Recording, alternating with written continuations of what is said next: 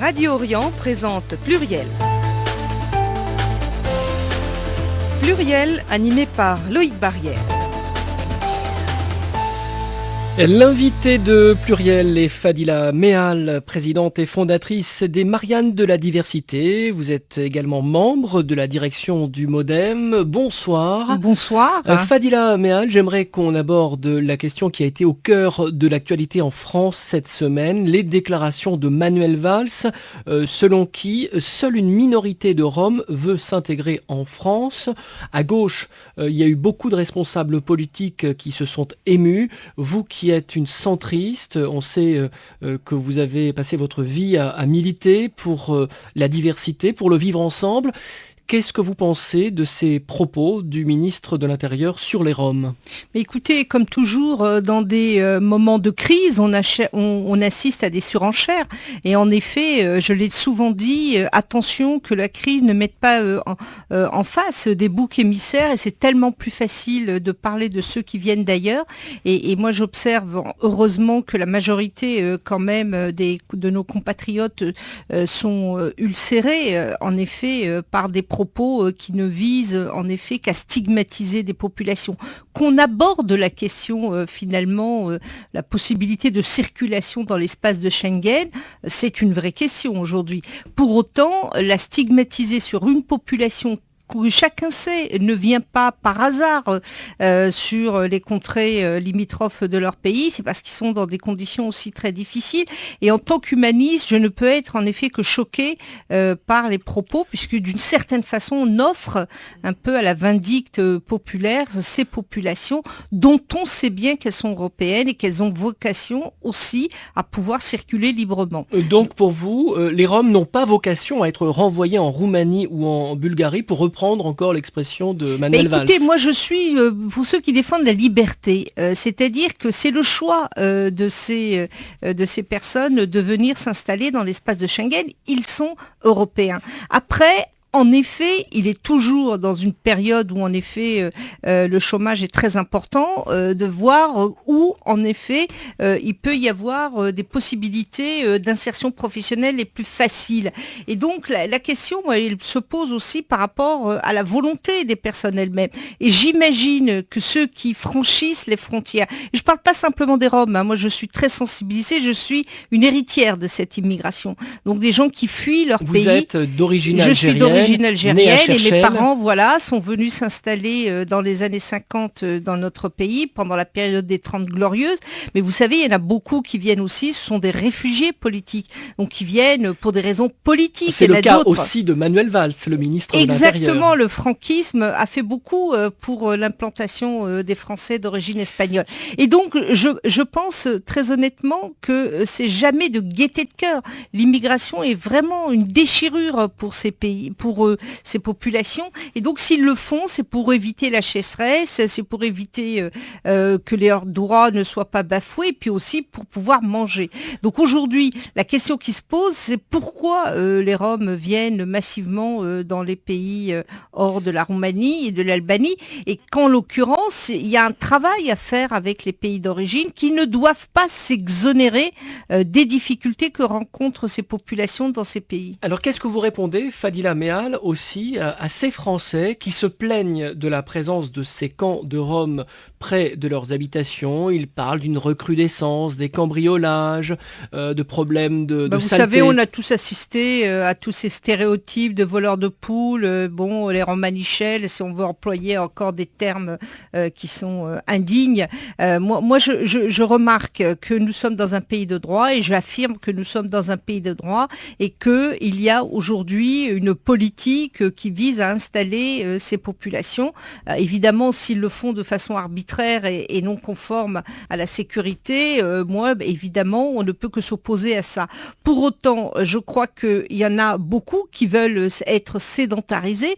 Moi, j'ai beaucoup vécu dans le sud de la France, et il y a toute une population, je pense notamment à Perpignan, où il y a beaucoup de gitans, et qui se sont sédentarisés. Et la sédentarisation, elle se fait comment ? Elle se fait par l'emploi, et elle se fait par la scolarisation des enfants. Donc il faut faire des efforts. Moi, je pense que des deux côtés, il faut faire des efforts et je suis persuadée, parce qu'on voit bien qu'aujourd'hui, la scolarisation est très difficile dans les écoles françaises, dans la mesure où beaucoup d'enfants ne peuvent pas, là où ils vivent, accéder à un minimum d'hygiène. Et donc ça aussi, c'est des vraies questions qu'il faut se poser avant de jeter l'opprobre sur une population. Alors on voit que sur la question des Roms, François Hollande est tout à fait d'accord avec son ministre de l'Intérieur. L'arrivée de Manuel Valls n'a pas ralenti aussi le rythme des expulsions d'immigrés en situation irrégulière. Sur la question de l'immigration, vous qui êtes une centriste, est-ce que vous voyez une différence entre la droite et la gauche ? Oui, quand même, il y a une différence parce que c'est vrai que, en tout cas, moi je suis de ceux qui militent pour qu'on puisse travailler avec et la droite et la gauche, mais c'est vrai que l'exemple que nous avons eu par le passé, c'était une droite très très dure. Donc je ne mets pas sur le même registre une droite républicaine comme on peut en connaître à travers de grands élus, je pense à Juppé et puis à tant d'autres, et puis une droite notamment incarnée par M. Guéant et M. Buisson, qui a fait de l'immigré, de la figure de l'immigré, le bouc émissaire de toutes les menaces et de tous les dangers. Donc je comprends Manuel Valls quand il prône une politique de fermeté et donc de droit vis-à-vis de ceux qui arrivent dans notre pays. J'observe aussi qu'il a doublé les possibilités autour de l'acquisition de la nationalité, donc ça va dans le bon sens. Après, si en effet, il faut étudier, parce que moi j'ai été de ceux qui ont travaillé avec Jean-Louis Borloo à l'époque sur la constitution de ce qu'on appelait un contrat d'accueil et d'intégration, et c'est vrai que c'était une première, parce que rappelez-vous, avant, eh bien, l'immigration était quand même dans une invisibilité, et je dirais même qu'elle n'était pas du tout assumée. Donc, je pense que cette question de l'intégration, puisque finalement c'est comment on permet à des personnes venues d'ailleurs de s'intégrer durablement, eh bien il faut qu'il y ait une démarche réciproque, c'est-à-dire qu'ils en ont envie d'adhérer aussi à nos valeurs et nos modes de vie, mais aussi que la société d'accueil, eh bien elle soit bienveillante, elle soit attentive, et puis qu'elle puisse leur permettre d'accéder à tous leurs droits. Alors, autre sujet lié aussi à cette question, pendant l'été, Manuel Valls s'est prononcé pour l'interdiction du voile islamique à l'intérieur de l'université. Il s'est retrouvé plutôt isolé sur cette question, puisque sa collègue en charge de l'université a dit que la question ne se posait pas. Qu'est-ce que vous pensez de l'utilisation à nouveau de l'islam par encore un ministre de l'Intérieur qui est en charge des cultes d'ailleurs? Alors, vous avez raison, j'ai l'impression que c'est les marronniers de l'été, il n'y a pas grand-chose à se mettre sous la dent pendant cet été, et donc immanquablement, le Haut Conseil à l'intégration, dont on avait pensé qu'il avait été dissous d'ailleurs, eh bien, s'est permis de faire un dernier avis, d'ailleurs sous l'autorité de je ne sais qui, puisqu'il n'y avait plus de président de cette instance, et donc qui a réactivé finalement la question du voile. Alors moi je pense que cette question elle a été tranchée lors de la loi sur le voile, où il a bien été dit en effet que dans l'enceinte de l'école, eh bien surtout vis-à-vis de populations et d'élèves mineurs, la neutralité s'imposait. Pour l'université, il me semble que c'est une question qui est vraiment très provocatrice. Elle n'a pas lieu d'être, puisqu'en effet cette question a été tranchée, qu'il n'était pas question que des adultes puissent attenter à leur liberté de conscience, au sens, je dirais, le plus neutre qui soit. Et d'ailleurs, j'observe que le président de l'Observatoire de la laïcité a bien dit, en effet, que c'était une question qui n'était pas recevable. Alors justement, vous avez parlé de l'Observatoire de la laïcité, présidé par Jean-Louis Bianco. Qu'est-ce que vous attendez de cet observatoire qui a été créé et qui remplace le Haut Conseil à l'intégration qui n'existe plus, le Haut Conseil à l'intégration? Enfin, qui le remplace pas vraiment, puisque en fait c'est un groupe de travail du Haut Conseil à l'intégration qui a créé un groupe autour de la laïcité. Donc c'est ce pendant-là qui est remplacé par un observatoire beaucoup plus large, beaucoup plus institutionnel. Qu'est-ce que vous en attendez? Alors écoutez, on en attend des règles, on en attend un cadre d'intervention, on en attend aussi une démarche pédagogique pour qu'on puisse faire expliquer d'expliquer parce que finalement, la grande difficulté de la notion de laïcité, d'ailleurs qui n'est pas très bien comprise dans le monde européen, c'est d'expliquer que c'est une mesure, en tout cas une valeur d'équilibre, c'est-à-dire qui permet à la fois la liberté de conscience de s'épanouir dans un état de droit, mais qui permet aussi de vivre ensemble, c'est-à-dire que nous puissions, avec nos différences,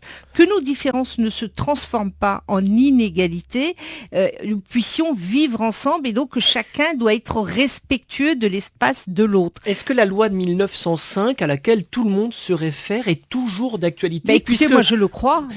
En 1905, l'islam n'existait pas en tant que tel en France.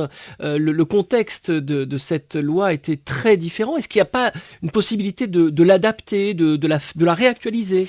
Écoutez, très certainement, il doit y avoir des aménagements qui sont possibles, mais je pense que dans son principe, elle répond à toutes les questions.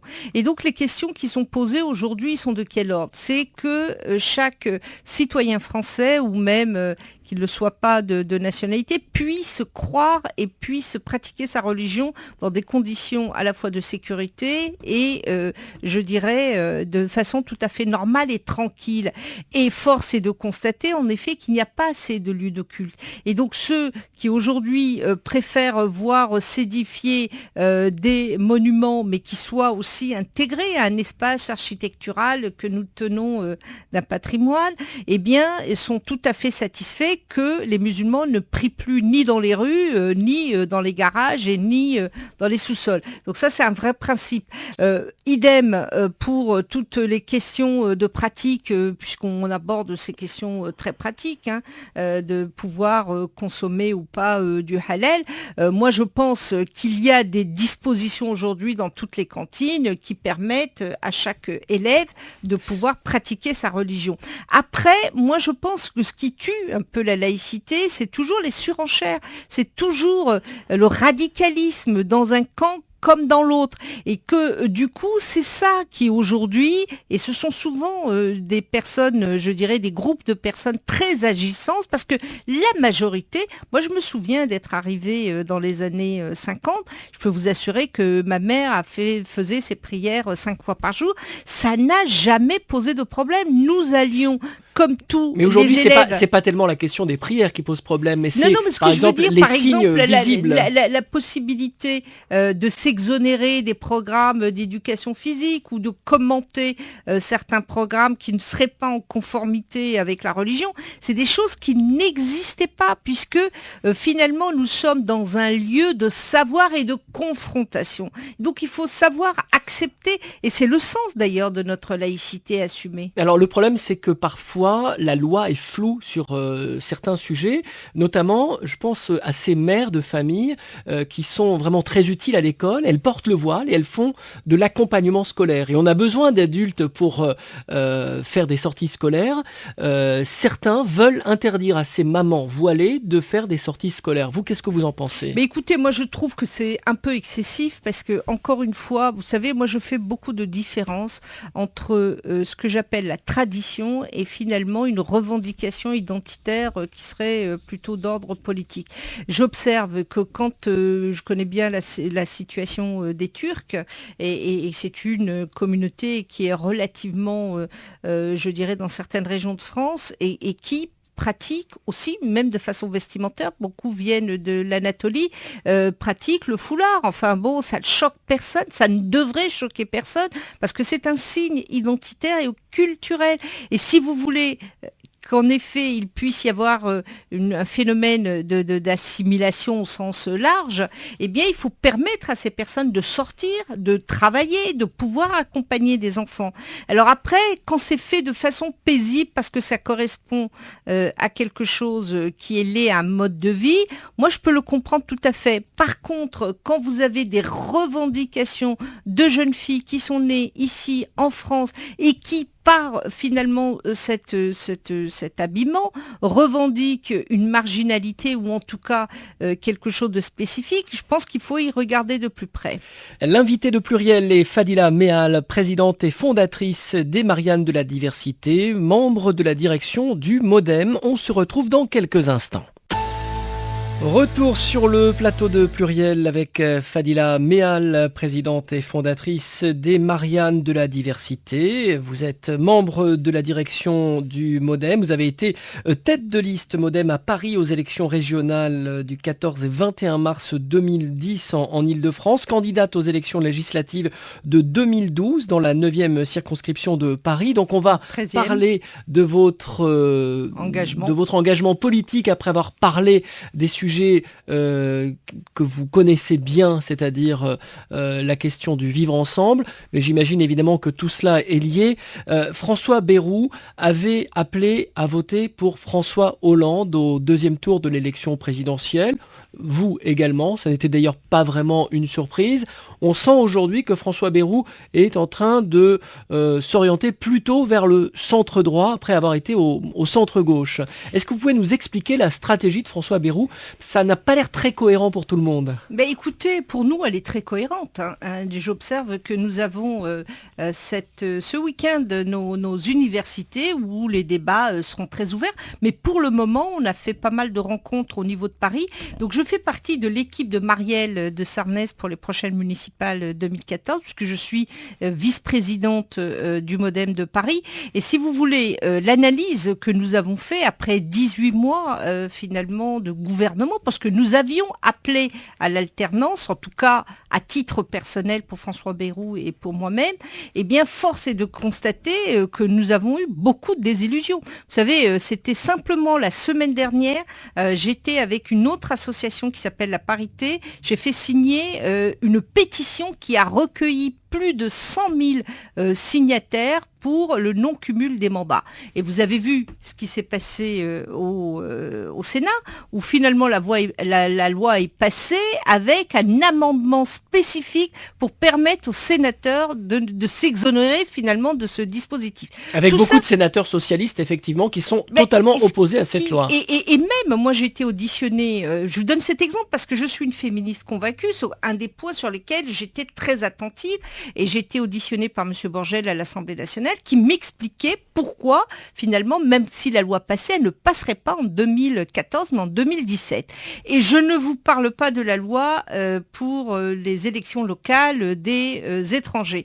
Donc tout ça, pour ce qui me concerne, c'est que j'observe que sur beaucoup de choses, la rénovation au niveau de la vie publique, la dose de proportionnelle que nous avions appelée de nos voeux, enfin, trouvez-vous normal qu'un candidat qui a recueilli plus de 9% pour François Bayrou, Mélenchon, ce n'est pas notre sensibilité, mais enfin, plus de 11% me semble-t-il aux élections, et puis je pourrais citer bien sûr le Front National, même s'ils ne sont pas du même niveau, et même une grande candidate socialiste qui est Madame Royal, qui ne sont pas aujourd'hui à l'Assemblée nationale. Donc cette loi et finalement ce système électoral est injuste, et nous pensions que finalement François Hollande avait compris qu'il avait été élu par des socialistes, bien sûr, mais aussi il y avait plus de 4 millions de personnes qui n'étaient pas socialistes, qui étaient des démocrates comme nous et qui ont fait ce choix.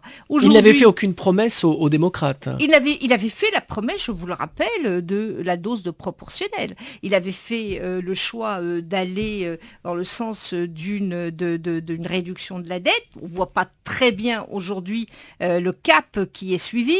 Il avait fait quand même beaucoup de promesses, notamment que les classes moyennes ne seraient pas maltraitées. Et du bout du compte, vous voyez bien le résultat. Je ne suis pas le seul à le dire. 23% des Français soutiennent encore François Hollande. Alors, ça ne veut pas dire, en effet, que nous sommes dans la critique systématique. Nous croyons toujours qu'il est possible de travailler avec des gens de bonne volonté. Et je pense à des démocrates, je pense... Par exemple, M. Colomb, qui est à Lyon, eh bien, il a une attitude qui nous paraît plus conforme à ce que nous recherchons.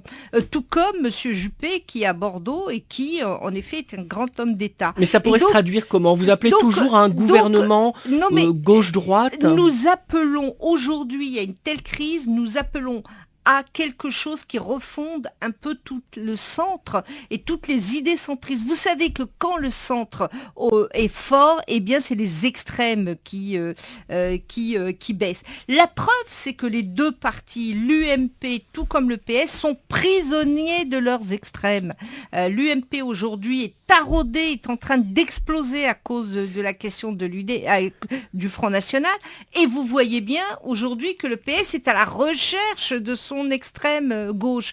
Et donc, c'est ça que nous disons aujourd'hui. Nous n'avons pas changé d'avis. Nous ne sommes ni au centre droit ni au centre gauche. Nous sommes une force centrale qui est capable de travailler. Aujourd'hui, j'observe que nos amis de l'UDI ont compris le message puisque la main qui avait été tendue est reçue. Pourquoi ?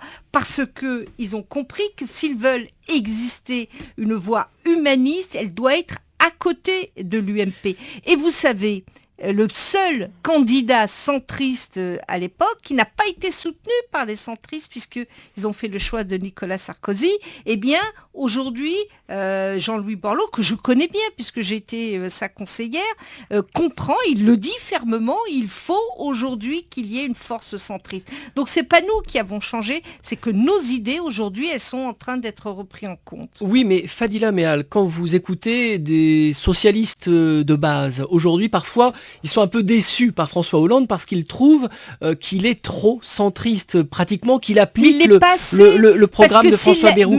Non, mais le centrisme, ce n'est pas le ventre mou. Oui, mais ils viennent de baisser les dépenses publiques de 15 milliards d'euros, ce qui ne s'était encore jamais fait. C'est quand même... On sent quand même qu'il veut réduire la dette. Il veut réduire la dette, mais excusez-moi, aujourd'hui, quand on voit que la dette, et notamment tout ce qui permet aujourd'hui de créer de la valeur ajoutée, c'est les entreprises. Moi, je ne suis pas contre qu'on traite socialement le chômage. Il y a des allègements d'impôts pour les entreprises. Mais il y en a beaucoup aussi, je dirais, pour les classes populaires, et ce qui est normal. Mais je vous dire, on ne peut pas gérer, il me semble, une société de façon administrative. Aujourd'hui, ce qui est proposé à notre jeunesse, c'est quand même beaucoup d'emplois aidés. D'emplois aidés très bien, puisque ça permet d'amortir un petit peu la question sociale. Mais ce dont nous avons besoin, c'est véritablement aujourd'hui de miser sur les entreprises. Et vous le savez aujourd'hui, mais tout le monde s'en plaint. La Commission européenne a dit de façon très nette qu'on ne pouvait plus asphyxier les entreprises. Ce n'est pas un programme centriste. Il y a quand même eu des accords, par exemple, sur le travail qui permettent d'alléger le code du travail. Nous l'avons reconnu et encore, il y aurait beaucoup à faire encore. Et d'ailleurs, c'était une idée, rappelez-vous, de François Bayrou. Il y a de bonnes idées qui ont été prises par François Hollande, trop peu, malheureusement. Je pense notamment aux emplois francs. C'est l'idée de la campagne de François Bayrou de faire en sorte que pour l'emploi pour les petites entreprises et puissent être exonérés de charges pour permettre à des jeunes de rentrer dans des situations professionnelles. Alors, je ne veux pas être désobligeant, mais certains pensent que l'alliance avec l'UDI, finalement, c'est un moyen de sauver les meubles pour le MoDem. Sans alliance avec l'UDI, votre parti risque de tout perdre, notamment les élus au Parlement européen, quelques maires qui ont été élus en 2008. Alors, écoutez, mais je mentirais si je disais qu'il n'y a pas de vocation, vous savez, pour le parti d'avoir des élus. Avez-vous déjà vu une idée traverser une pièce sans être portée par une personne ? Donc, je pense que cette question, tout le monde la comprend d'ailleurs, mais nous sommes dans un système électoral qui ne permet pas aujourd'hui, puisque c'est les grandes majorités qui obtiennent tous les scrutins. Donc, si nous voulons exister, vous avez raison de le dire, mais nous ne voulons pas exister pour avoir un parti et pour avoir des indemnités. Nous voulons porter nos idées, nous voulons porter cette originalité. Et moi, ce que j'observe, c'est qu'il y a beaucoup de gens qui sont mécontents, à la fois des socialistes, à la fois des écologistes, et qui regardent, et d'ailleurs, il y a des sondages qui vont très certainement paraître, et qui montrent que pour la majorité des Français, l'existence d'un centre fort est quelque chose de positif. Et donc, après, après, si ça nous permet électoralement de lutter contre ce bipartisme, je dirais pourquoi pas. Beaucoup de militants du MoDem ont, semble-t-il, quitté le parti après l'élection présidentielle. Vous, pourquoi vous êtes resté? Maintenant, il y en a beaucoup qui sont venus. Non, il ne faut pas caricaturer parce qu'on a l'impression qu'il y a une hémorragie, mais je peux vous dire que quand vous regardez le crédit des hommes politiques, vous le voyez tous les jours, toutes les semaines dans les sondages, je pense que François Bayrou doit être au moins 4 ou 5. Ça prouve qu'il a une cohérence.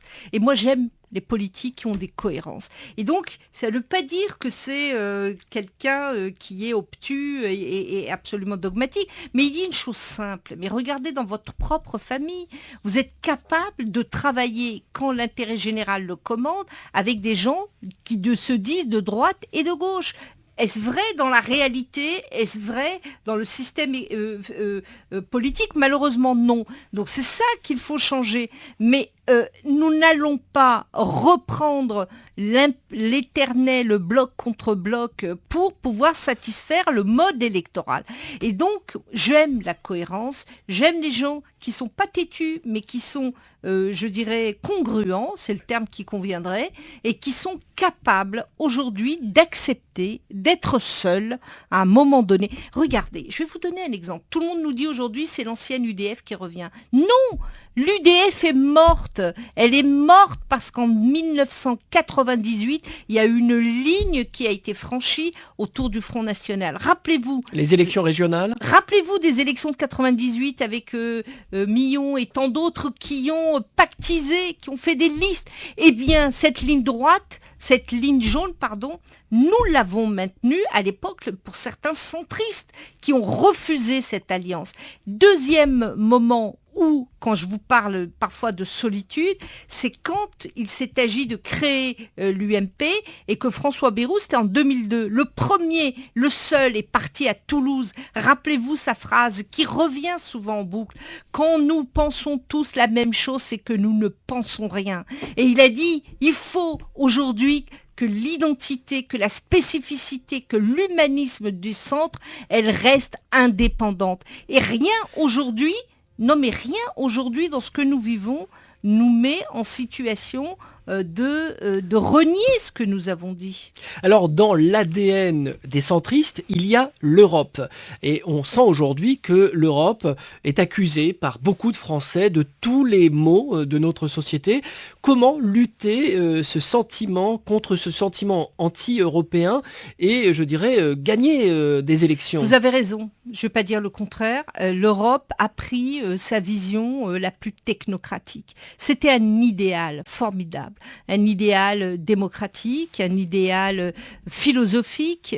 Et aujourd'hui, eh bien, on voit que cette captation, elle s'est résumée de façon extrêmement inquiétante avec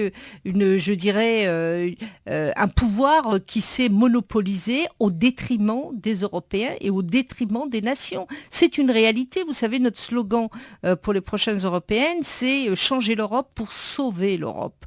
Et donc, tout ce qui est dit aujourd'hui avec finalement un pouvoir extrêmement anonyme, extrêmement lointain, extrêmement au profit des seuls intérêts économiques, c'est quelque chose que je peux entendre. Vous considérez que vous êtes le seul parti pro-européen Je pense que les centristes ont toujours considéré que l'espace européen est un espace d'une démocratie à construire, peut-être parce qu'ils ont vécu aussi avec beaucoup de meurtrissures, ce qui s'était passé avec les conflits franco-allemands. Et donc, c'est vrai que nous portons cet idéal démocratique européen, mais nous, comme beaucoup, mais nous ne disons pas comme le Front National, il faut sortir de l'Europe, il faut l'État-nation, il faut la concurrence, le protectionnisme. Non, nous disons que les règles doivent changer, que ce pouvoir doit être plus... Alors, je ne vais pas vous parler du programme, puisque nous sommes en train de l'écrire, au niveau européen d'ailleurs, puisque nous sommes dans des fédérations aussi de partis démocrates. Et ce que je peux vous dire, c'est que nous comprenons aujourd'hui que sur cette question, question aussi importante où l'Europe s'est défaussée sur beaucoup de sujets. Vous savez, aujourd'hui, pour beaucoup d'extrémistes populistes, les deux boucs émissaires, c'est l'Europe et les étrangers. Sur les étrangers, je pense que l'Europe aurait gagné à avoir une politique très claire sur cette question. Mais à l'Europe, nous devons des choses formidables. Toutes les questions de la prise en compte des luttes contre les discriminations, la charte des droits humains, c'est quelque chose qui est aujourd'hui de valide pour nous. Et en même temps, on voit quand même qu'il y a ces différents traités européens qui finissent par être imposés Oui, vous avez raison. aux pays, aux Vous nations. avez raison. La preuve, c'est qu'on a voté des traités de façon négative, Maastricht, et que c'est revenu par l'autre bout de façon On a l'impression positive. qu'il y a de moins en moins d'espace pour une politique nationale. Vous avez raison sur tous ces sujets. Je pense qu'il faut les mettre à plat. Pour autant. Mais c'est ça qui fait le succès du Front National. Oui, mais il est c'est que le Front National dit qu'il faut Il a des réponses simples. Il a des réponses simples. Il dit qu'il faut casser l'Europe, il faut sortir de l'euro, et ça va être une catastrophe si nous sortons de l'euro. Tous les économistes vous le disent. Donc, je pense qu'il faut prendre cet idéal-là et comment il a été dévoyé. Moi, je pense que c'est comme ça qu'il faut le traiter. Et la distance aujourd'hui entre les citoyens et les appareils, c'est une vraie question, mais c'est une question aussi franco-française. Vous voyez, quand vous voyez la défiance aujourd'hui entre les citoyens et les élus politiques, il y a quand même de quoi s'inquiéter. Savez-vous que le plus grand parti de France, c'est le parti de l'abstention? Et vous verrez au municipal comme ça va être compliqué. Donc, je pense que ce que nous vivons à l'échelle européenne, mais est aussi valable au niveau français, mais je pense que c'est notre matrice et c'est ce qui fonde un petit peu notre vivre ensemble à l'échelle européenne, parce que nous avons les modes de vie, nous avons une même démocratie, et donc ça, il faut le préserver, mais il faut aussi réaménager ce qui ne va pas. Parlons des municipales. On a 2 minutes, on poursuivra aussi après la pause. C'est dans 6 mois les municipales. Qu'est-ce que vous en attendez du point de vue de votre parti, le MoDem? Ce que nous en attendons, c'est bien évidemment d'être en capacité aujourd'hui de peser sur les politiques municipales qui concernent la vie quotidienne des Français. Comment on se loge à Paris, comment on respire, quel air on respire. Moi, je suis chargée auprès de Marielle de Sarnez sur la question qui me touche énormément, qui n'est pas du tout abordée, mais c'est la fracture Est-Ouest, l'équité des territoires. Et quand je dis des territoires, c'est pour ne pas parler des habitants, mais c'est de ça dont on parle aujourd'hui. Pourquoi on a plus de chance quand on habite l'Ouest parisien que l'Est parisien? Voilà, ça c'est une question qui mérite aujourd'hui. Est-ce qu'on doit considérer, comme on le fait malheureusement, que la politique de la ville, elle va compenser, qu'on va donner à tous ces handicapés de l'Est plus de moyens, ou est-ce qu'on doit considérer une relation circulante entre l'Est et l'Ouest? C'est une vraie question si vous voulez trouver l'unité de cette ville. Deuxième question, moi, qui m'intéresse beaucoup, c'est le lien entre Paris et sa banlieue. Alors, on parle du Grand Paris, c'est des choses très technocratiques, mais moi, ce que j'observe, c'est qu'il y a beaucoup de jeunes des banlieues qui sont aujourd'hui gare du Nord, gare de l'Est, dont on dit, ils arrivent de la banlieue. Mais c'est légitime qu'ils viennent dans la ville capitale. Qu'est-ce qu'on construit comme solidarité entre Paris et sa banlieue? Voilà des questions aujourd'hui qui méritent d'être en débat. En tout cas, moi, c'est celle que je porterai avec Marielle de Sarnez. L'invité de Pluriel est Fadila Mehal, présidente et fondatrice des Mariannes de la Diversité, membre de la direction du MoDem. On se retrouve après une courte pause. Dernière partie de Pluriel avec Fadila Mehal, présidente et fondatrice des Mariannes de la Diversité, membre de la direction du MoDem. Alors juste avant la pause, vous nous avez parlé de Paris, votre ville. Vous avez été candidate au régional, vous avez été candidate aux législatives. Est-ce que vous serez à nouveau candidate, mais cette fois au municipal à Paris? Alors avant de vous parler de ça, je voudrais quand même mettre un petit préambule, parce que vous me citez toujours en tant que présidente des Mariannes et finalement engagés politiquement. Il faut bien faire la coupure. Moi, j'y tiens énormément puisque en fait notre association est quand même apolitique, je le dis, qu'elle est composée dans son comité de parrainage de personnes qui vont de la droite jusqu'à la gauche. Il y a Christiane Taubira, il y a Borloo, il y a Marielle de Sarnez, il y a Bachelot. Donc attention, il n'y a pas de lien puisque nous serons tous en réserve, tous ceux qui occupent des postes au sein de l'association en réserve pendant la période municipale. Donc là, je reprends ma casquette vraiment de politique. Alors, vous m'invitez à vous apporter des réponses que je n'ai pas moi-même. C'est-à-dire que, vous le savez, François Bayrou et Marielle de Sarnez ont lancé l'idée d'un rassemblement très large de tous les centres. Nous sommes en train d'étudier les réactions. On observe avec beaucoup de satisfaction qu'il y a quand même une écoute importante auprès de nos amis de l'UDI parce que nous avons beaucoup de points communs. Il y a quelques divergences, c'est sur leur volonté de s'allier exclusivement à l'UMP, ce qui n'est pas notre cas. Nous voulons garder cette spécificité de pouvoir construire des majorités avec des personnes, et parce que c'est la qualité aussi des programmes. Donc par et des exemple, personnes. Bordeaux, une alliance avec Alain Juppé, Lyon, une alliance avec le Par exemple, socialiste Gérard Collomb. Si les conditions le permettent et si en effet... Donc pour l'instant, vous n'avez pas la réponse, mais est-ce que vous en avez envie? Est-ce que vous avez envie d'être candidate à une mairie d'arrondissement? Évidemment, je serais très ravie de porter le flambeau, comme je l'ai fait d'ailleurs, parfois dans des conditions très très difficiles. Et si c'était le cas, et ce ça serait donne dans le des responsabilités importantes. Alors c'est Ce vrai serait le 13e que arrondissement. ma nature me pousserait plutôt à aller là où j'habite, où je vis, où mes enfants ont été scolarisés, c'est évident.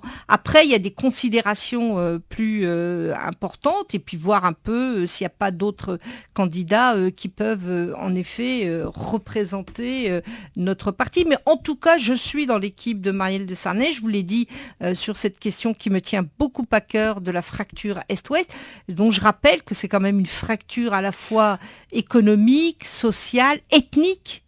Savez-vous que la majorité des nationalités sont quand même à l'Est parisien, et j'ajouterais peut-être aussi religieuse.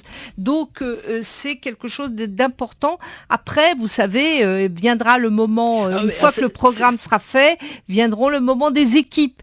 Et là, je pense que dans toutes les batailles, il faudra choisir le plus... Donc vous êtes en train de nous dire que vous souhaitez une plus grande diversité ethnique et religieuse à Paris, c'est ça que vous nous dites? Je dis que la fracture, elle se fait, c'est-à-dire que, j'ai l'impression que les arrondissements sont aujourd'hui spécialisés. Il n'y a qu'à regarder aujourd'hui, quand vous allez dans le 18e et 19e, c'est là que sont regroupées les populations qui viennent des pays, et notamment du Maghreb. Et donc, voilà, j'observe ça. Et je dis qu'aujourd'hui, si nous voulons une unité de notre capitale, il faut que la mixité soit de règle.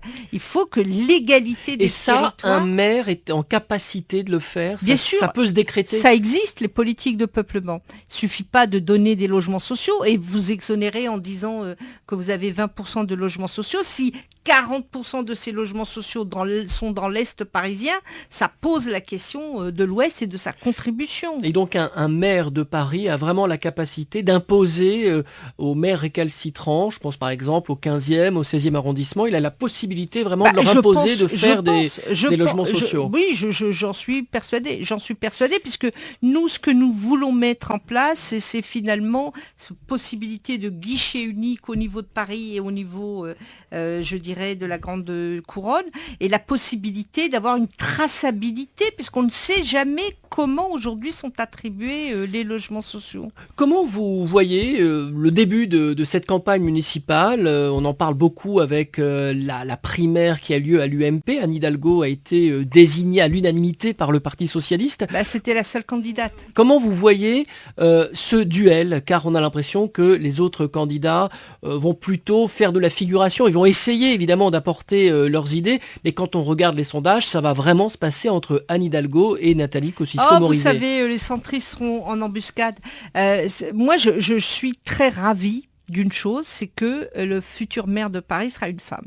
Ça, c'est certain. Ça, c'est quelque chose qui me touche beaucoup parce que je pense que c'est une figure symbolique très importante, c'est la capitale et c'est important aujourd'hui qu'elle puisse s'incarner dans un visage féminin. Donc ça, c'est quelque chose qui me va.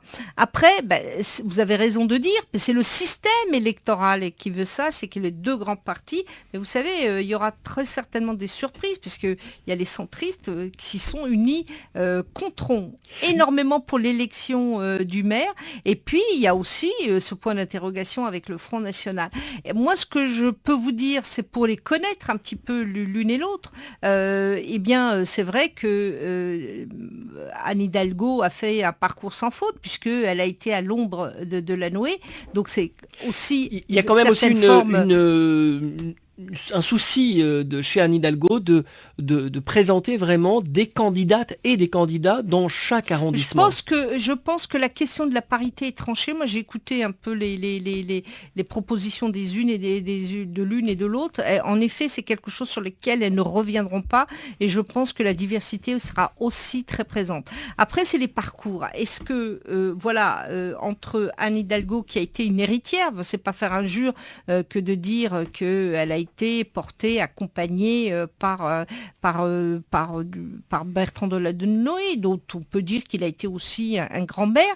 Et donc, vous avez vu, elle n'a pas eu de candidat contre elle. Donc, elle a un parti très structuré, qui a eu les moyens de fonctionner, qui a eu le moyen aussi d'accompagner pas mal d'initiatives. Et puis, vous avez à côté quelqu'un qui s'est battu comme un chien, si on peut dire, puisque elle a eu des candidats contre elle, il y a des baronnies, vous savez, à l'UMP, ça n'a pas toujours été facile. Il faut d'ailleurs attendre les têtes de liste, c'est là qu'on va voir le vrai pouvoir de Nathalie Kosciusko-Morizet. Et c'est vrai aussi que comme ministre, moi je me souviens quand elle était ministre, en effet, de l'écologie, où elle n'a pas eu des mots très tendres pour son ministre de tutelle. Donc c'est une femme qui a de la poigne. Qui était Jean-Louis Borloo, pour ne pas le citer, et qui a de la poigne et qui donc a du ressort. Et c'est en ça que c'est intéressant, parce que je pense qu'elle, par contre, elle est capable de montrer et d'aller bien au-delà de ce que pourra faire son parti. Et sur les programmes des deux candidates, on voit par exemple Nathalie Kosciusko-Morizet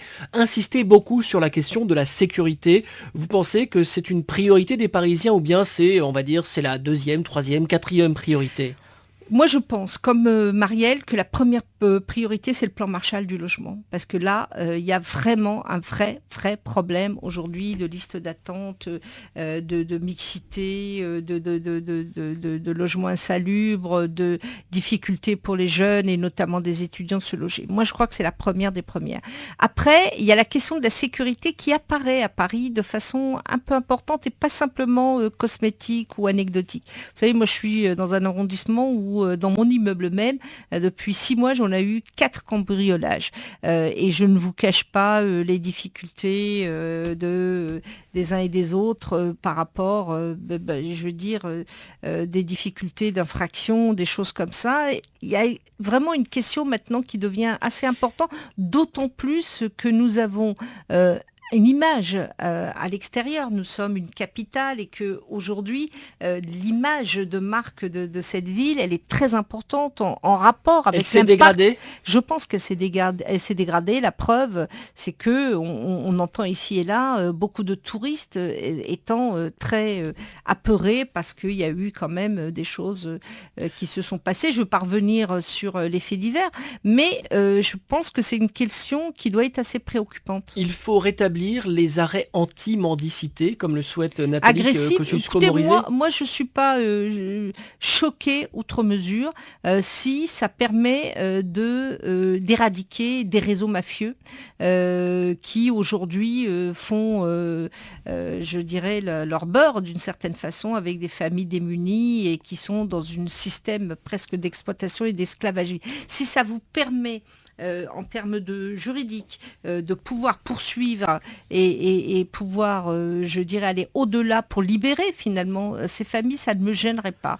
Mais c'est vrai que ça a une connotation assez excessive et que du coup, mais en même temps, on a peu de moyens aujourd'hui pour résoudre Et le la problème. vidéoprotection, la vidéosurveillance, est-ce que c'est un outil qu'il faut mettre en place de manière Je pense que par plus rapport à nombreuse? Londres, on est bien en deçà. Nous, on n'a pas du tout privilégié ce mode et je pense que l'ancienne municipalité, même si elle est appelée à se renouveler, elle n'a pas fait le choix de la vidéosurveillance. Et donc, je pense que c'est un tort parce que ça permet de sécuriser certaines rues, de pouvoir avoir une visibilité un peu de ce qui se passe. En même temps, il ne faut pas que ça devienne Big Brother et qu'on se retrouve avec, je dirais, des situations attentatoires à notre liberté. Mais c'est comme tout, hein, moi je vais vous répondre en centriste, mais cette question qui s'invite dans la campagne, je veux le dire solennellement, est réelle. La question de la sécurité devient une problématique assez réelle à Paris. Alors vous qui êtes parisienne, Fadila Mehal, qu'est-ce que vous pensez des nouveaux rythmes scolaires appliqués depuis la rentrée dans la capitale? Il y a beaucoup de parents d'élèves qui se plaignent. Catastrophique, c'est le mot. Et d'ailleurs, Marielle de Sarney appelle à une table ronde parce que, alors, le problème, c'est pas tant dans le fond, parce que, après tout, pouvoir permettre une meilleure respiration des temps scolaires par des activités socio-culturelles, artistiques et quoi de dire de plus. Mais c'est l'impréparation dans laquelle ça s'est fait. C'est-à-dire que Delanoë, voulant être le bon élève de M. Payon, a dit, alors que d'autres, rappelez-vous, Lyon a refusé d'y aller la première année en disant qu'il fallait des modalités de préparation. Ce qu'on reproche, c'est ça, c'est-à-dire qu'on ne sait pas aujourd'hui la qualification de ces enseignants, enfin de ces animateurs à côté. On ne sait pas s'il y a une cohérence entre les programmes et ce qui se fait. Donc, je pense que ça a besoin aujourd'hui de rassurer les parents, qu'on mette tout le monde autour de la table, tous les acteurs de cette question, et puis qu'on redéfinisse des règles, et puis qu'on résolve les problèmes aujourd'hui, parce que les parents sont très inquiets. Une question liée à l'actualité politique. Noël Mamère a quitté Europe Écologie de manière fracassante. Quel regard vous portez aujourd'hui sur les écologistes qui ont un pied au gouvernement et qui sont en même temps critiques? Oh, écoutez, moi je pense, nous avons la chance d'avoir Yann Verling qui est chez nous, qui d'ailleurs Un ex-vert. Un ex-vert et qui est aujourd'hui en charge un petit peu de toute la question écologique dans le programme de Jean-Luc Marielle Benamias également. Benamias aussi, bien sûr, mais je vous parle de Paris, puisque maintenant Yann sera avec nous sur Paris, qui travaille énormément sur la question de l'air, des transports. Eh bien, donc je ne veux pas le citer, mais c'est vrai qu'on est un peu consterné, c'est-à-dire que finalement la spécificité des Verts, ça a été le programme écologique au sens large. Ils ont réussi à faire en sorte qu'il soit le plus transversal et approprié par tous les partis, sauf qu'ils sont devenus un parti maintenant plus, je dirais, dans son acceptation la plus sectaire, c'est-à-dire qu'ils sont capables aujourd'hui d'abdiquer sur des revendications fortes, on l'a vu sur la transition énergétique, sur d'autres, pour obtenir des circonscriptions. Et je pense que c'est terrible ce qui est en train de se faire parce que c'est un aboutissement positif dans le sens où ils ont réussi à transférer chez tout le monde cette dynamique. À vous entendre, on dirait qu'ils font le contraire de ce que fait François Bayrou. Mais je pense qu'ils n'ont plus de légitimité. Ils ne parlent plus puisqu'ils ne défendent plus ces causes-là. Et c'est d'autres à l'extérieur, regardez Hulot, regardez, qui défendent ces causes. Et qu'ils se sont transformés en appareils politiques au service de la lutte des places. Et ça, c'est une grande tristesse parce que je suis toujours de ceux qui pensent qu'il faut qu'il y ait des partis spécifiques ou des dispositifs spécifiques pour aiguillonner, pour être la mouche du coche. Et malheureusement, vous avez bien vu, c'est de renonciation en renonciation. Et si ma mère s'en va, c'est quand même un symptôme relativement grave. Merci Fadila Mehal. Je rappelle que vous êtes présidente et fondatrice des Mariannes de la diversité, mais que vous êtes venue à Radio Orient pour nous parler également de votre fonction de vice-présidente du MoDem à Paris. Bonsoir. Bonsoir.